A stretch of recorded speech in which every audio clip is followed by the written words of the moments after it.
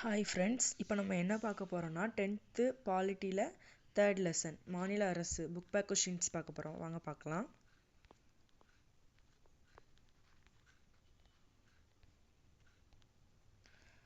சரியான விடையை தேர்ந்தெடுக்கவும். ஃபர்ஸ்ட் கொஸ்டின், மாநில ஆளுநரை நியமிப்பவர்? ஆப்ஷன் சி, குடியரசுத் தலைவர். செகண்ட் கொஸ்டின், மாநில சபாநாயகர் ஒரு மாநில தலைவரும் அவர் இல்லை, அரசின் தலைவரும் இல்லை, குடியரசுத் தலைவரின் முகவரும் கிடையாது, எதுவுமே இல்லை. ஆப்ஷன் டி, மேற்கண்ட எதுவும் இல்லை. தேர்ட் கொஸ்டின், கீழ்காணும் எந்த ஒன்று ஆளுநரின் அதிகாரம் அல்ல?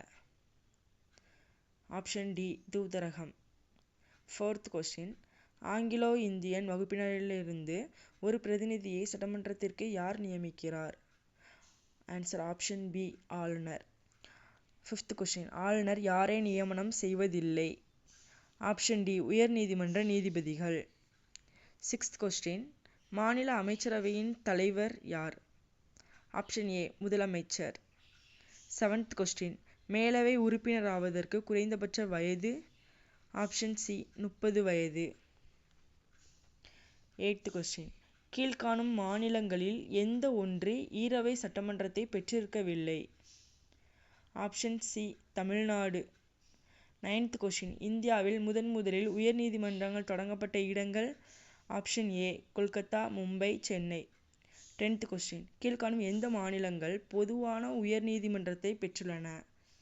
ஆப்ஷன் சி, பஞ்சாப் மற்றும் ஹரியானா. கோடிட்ட இடத்தை நிரப்புக.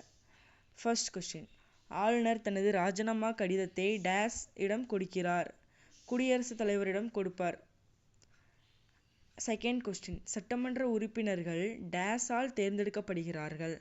ஆன்சர் மக்களால். தேர்ட் கொஸ்டின், டேஸ் மாநிலங்களில் உள்ள பல்கலைக்கழகங்களின் வேந்தராக செயல்படுகிறார்? ஆளுநர் தான் வேந்தராக செயல்படுவார் பல்கலைக்கழகத்திற்கு.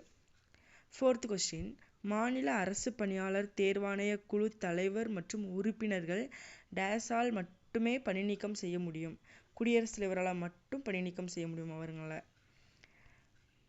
பொறுத்துக. ஃபர்ஸ்ட், ஆளுநர் மாநில அரசின் தலைவர்.